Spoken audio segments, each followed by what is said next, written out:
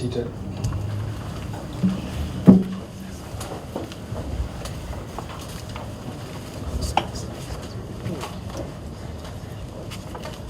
FCS Joshua Wambua, Chairman of ICS, Council members of ICS,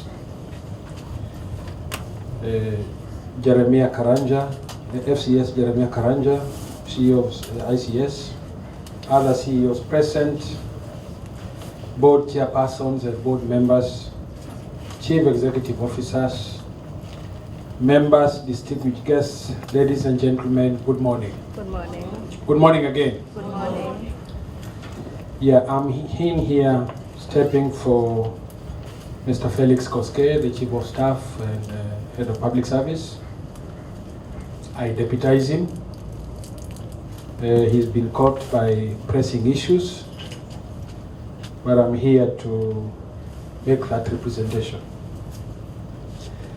I am honored to join you today at this 28th Annual International Conference hosted by the Institute of Satisfied Secretaries, a public body under the umbrella of the National Treasury and Economic Planning.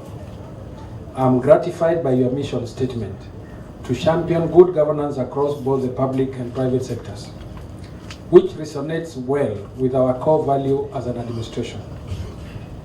I want to start by acknowledging the crucial mandate of the Institute, which is to promote the practice of good governance in both the private and public sectors.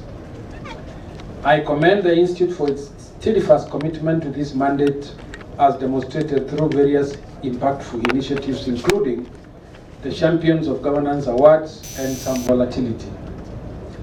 Emerging from the external shadow of the COVID-19 pandemic and its consequential economic shocks of rising inflation and interest rates, the world is now confronted by additional challenges stemming from geopolitical tensions.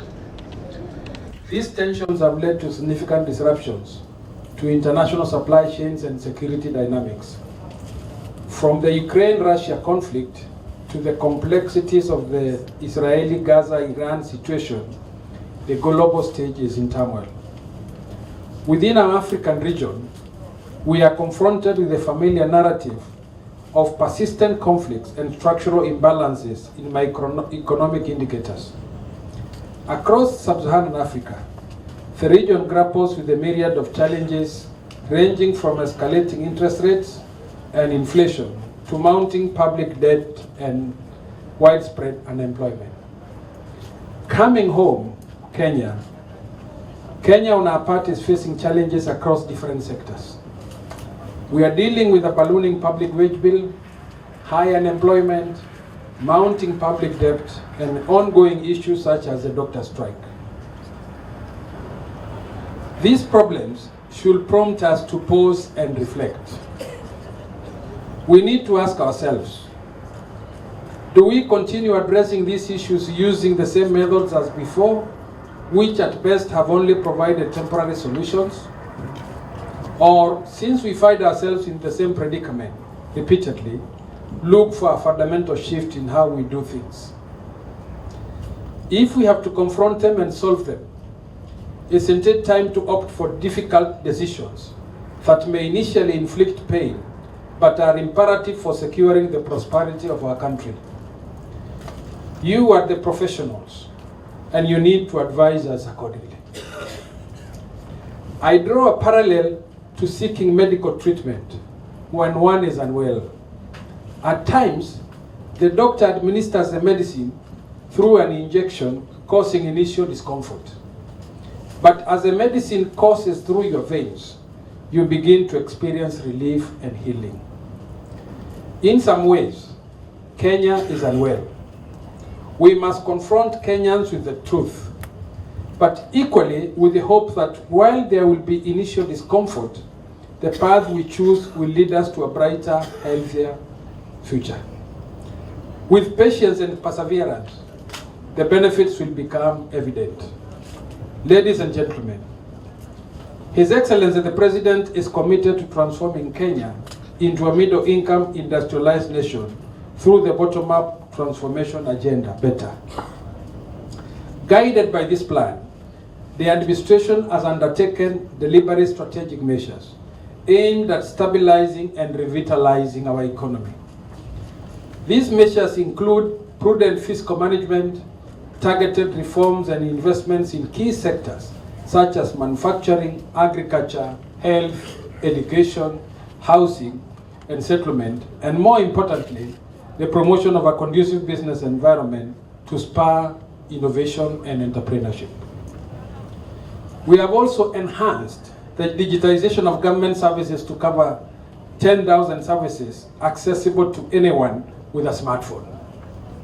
This significant milestone in Kenya's digital transformation aims to enhance the accessibility and efficiency of government services for the citizenry. In addition, we have a designated single pay bill payment, 222222. A move aimed at centralizing payment of government services and increasing accountability. The government is also implementing an ambitious plan to curb wastage in public spending, enhance service delivery, and drive revenue generation to lower the fiscal deficit in the near term in order to reverse and stabilize the growth of public debt.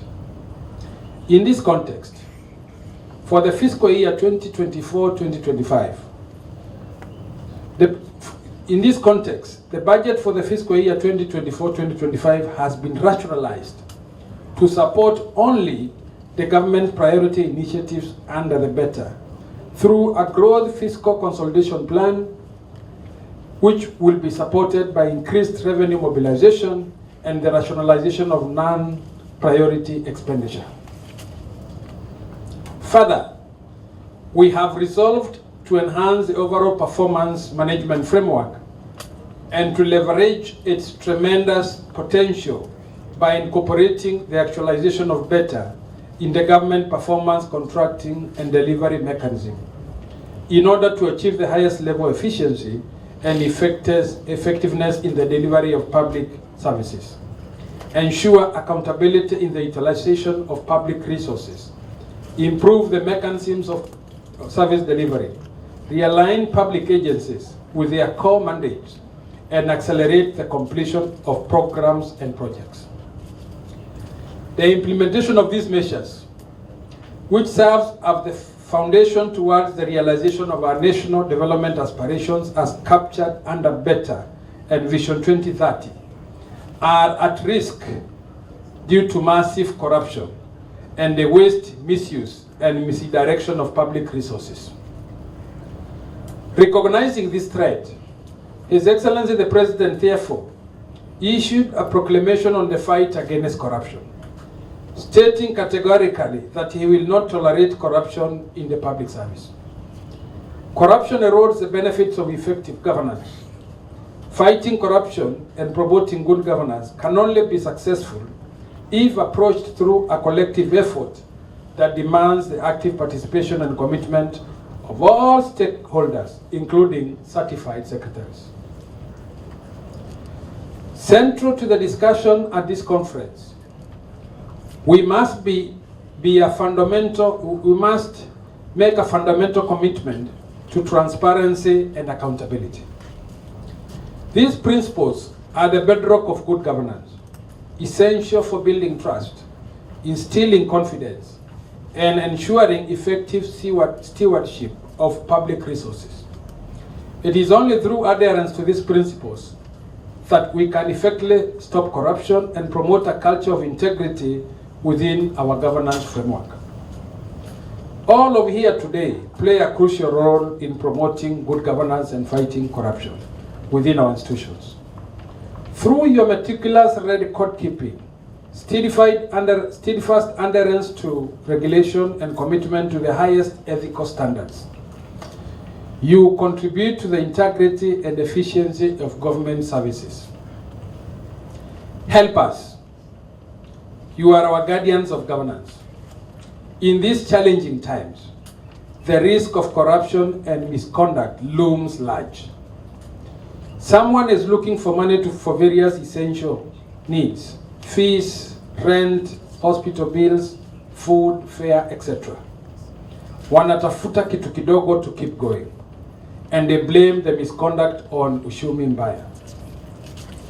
You, as champions of good governance and integrity, are now called to rise to the occasion and lead by example. Our institutions are facing a crucial test of their resilience. We must weather the crisis and come out stronger. Ladies and gentlemen, there is no other way. We have to uphold the highest standards of professionalism, integrity, and ethics, both within our public institutions and across society, by executing actions such as enforcing compliance with accounting standards, conducting thorough audits, mitigating conflict of interest, overseeing the procurement processes to ensure adherence, detecting falsification of records, uncovering deceptive reporting practices, exposing manipulation of data, identifying instances of non-compliance with regulations, addressing violations of corporate governance principles, intervening in cases of ethical breaches, and implementing and enforcing codes of conduct. What is my message here? Do your job and do it with the utmost professionalism and ethical conduct for the betterment of our country. Be agents of positive change and advocates of good governance within the institutions that you serve. Ladies and gentlemen, let me also engage other professionals who are proficient in their, let us also engage other professionals who are proficient in their roles. Seek the services of professionals who are active members of their respective associations and maintain a good standing. I expect that every state corporation will enlist the services of qualified corporate secretaries as stipulated in the Mwongozo Code. In addition to this, the Institute must also ensure that any members who provide substandard services or engage in unethical conduct are held accountable through established disciplinary mechanisms. This is the only way we can restore integrity to the profession. On the number of issues which the chair of ICS has raised here, that includes the governance audit, scheme of service, safeguarding the profession. I think these are issues we'll be able to pick up and look into and give a feedback. But I promise that the Office of Chief of Staff, Head of Public Service will work closely with you to make sure that we've streamlined all the governance issues within the public sector. Ladies and gentlemen, as I conclude, I reiterate my call to each one of us gathered here today to embrace the role of being champions of good governance. Let our commitment extend beyond mere rhetoric or written policies to tangible actions within our respective organizations. On our part, we will continue collaborating with the Institute of Satisfied Secretaries in the promotion of good governance across the entire public service.